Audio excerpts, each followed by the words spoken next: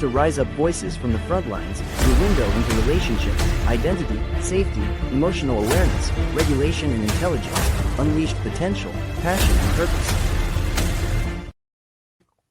Hello, everybody, and welcome back to Rise Up Voices from the Front Lines. This is a trauma-informed leadership series episode, and I am Krista Fee, your host. And today we are talking about one of the most fragile, costly, and essential currencies in leadership: integrity. Compass versus convenience.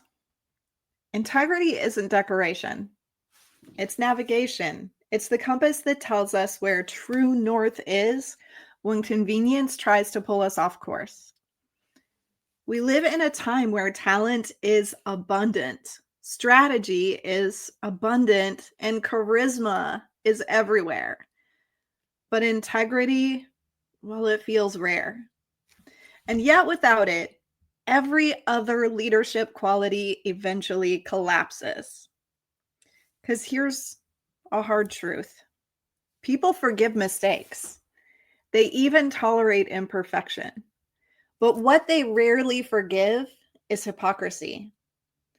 The gap between what a leader says and what a leader does.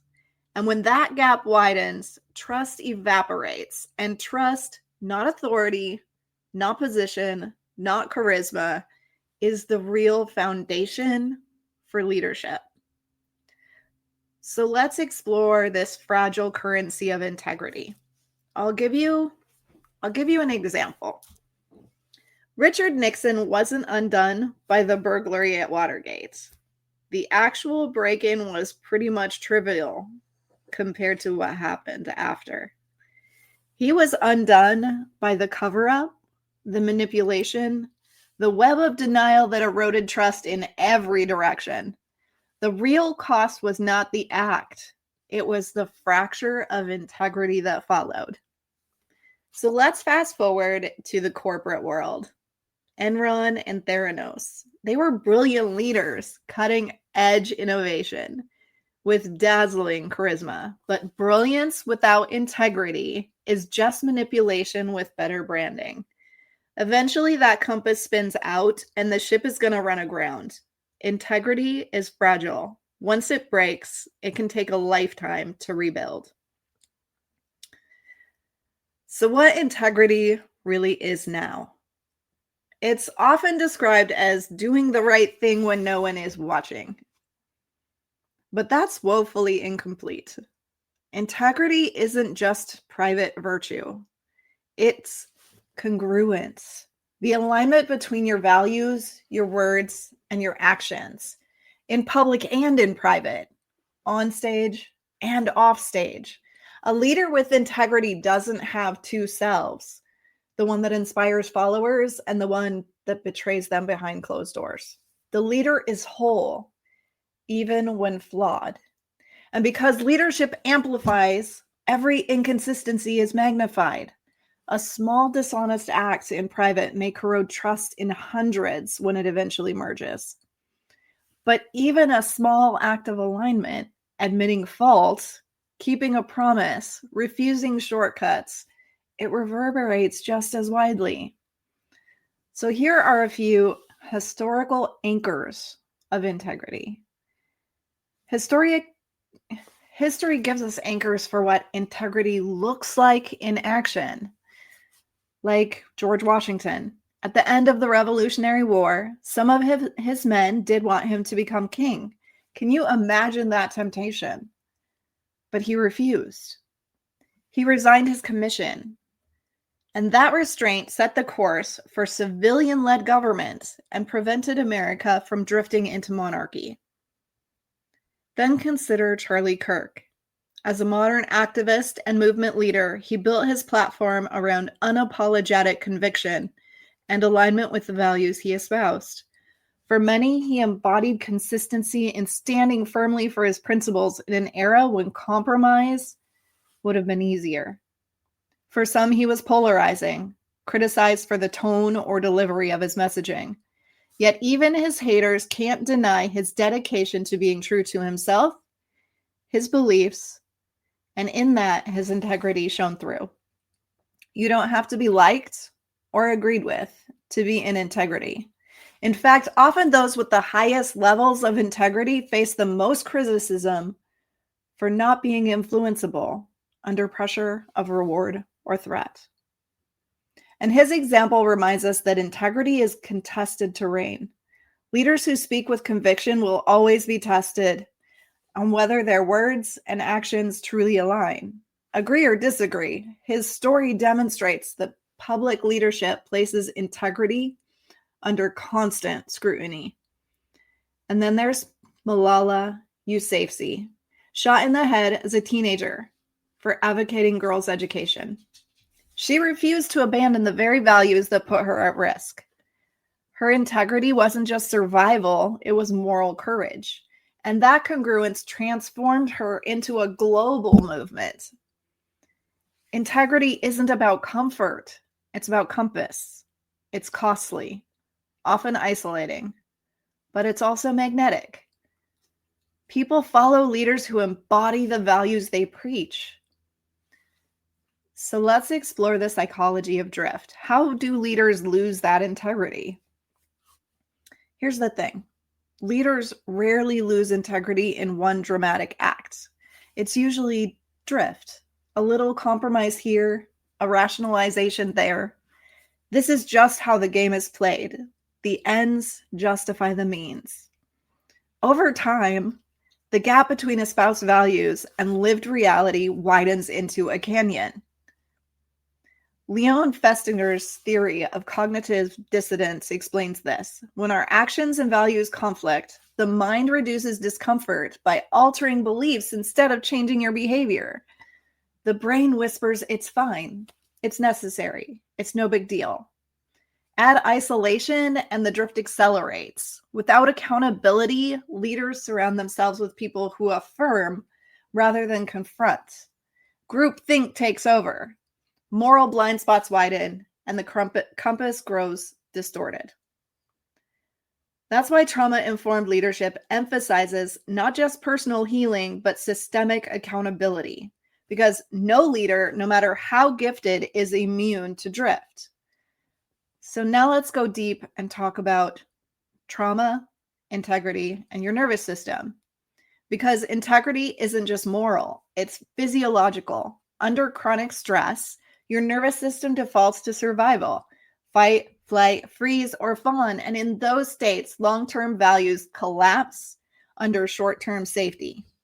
A leader under pressure may lash out, avoid conflict, or take a shortcut. Not because they lacked values, but because their nervous system is hijacked. Trauma compounds this. An unresolved wound distorts perception of threat. A leader with developmental trauma may interpret dissent as betrayal and respond with authoritarian control. Another may avoid hard conversations to escape conflict, sacrificing integrity for temporary peace. Without awareness and regulation, the nervous system sabotages values. With awareness, it becomes a partner in alignment. This is why integrity is inseparable from healing. You can't embody your values consistently if your nervous system is constantly in survival mode. So here are a few practices of integrity. How do we sustain integrity in leadership? Not by willpower alone, but by practice. Practicing self-reflection. Regularly examine where your values and actions diverge. Journal. Go to therapy. Spiritual practices can surface hidden drift. Accountability structures. Surround yourself with mentors, boards, or peer groups empowered to confront and correct you. Articulate those values. Say them out loud.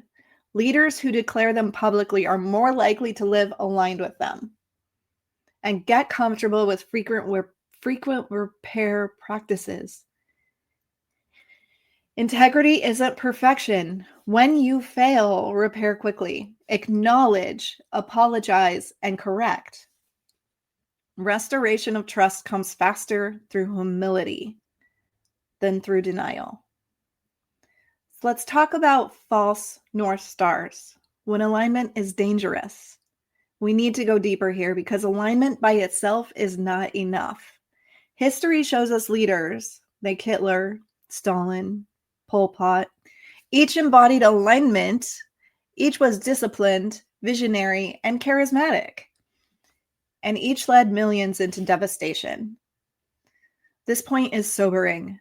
Alignment with values is not integrity if those values themselves are destructive. A compass pointing to a false north still guides. It just guides people into ruin. That's why trauma-informed leadership insists on tethering our compass, not just to values, but to values rooted in dignity, fairness, and truth. Without that tether, leadership becomes manipulation. So leaders must ask, is my compass pointing toward restoration or destruction?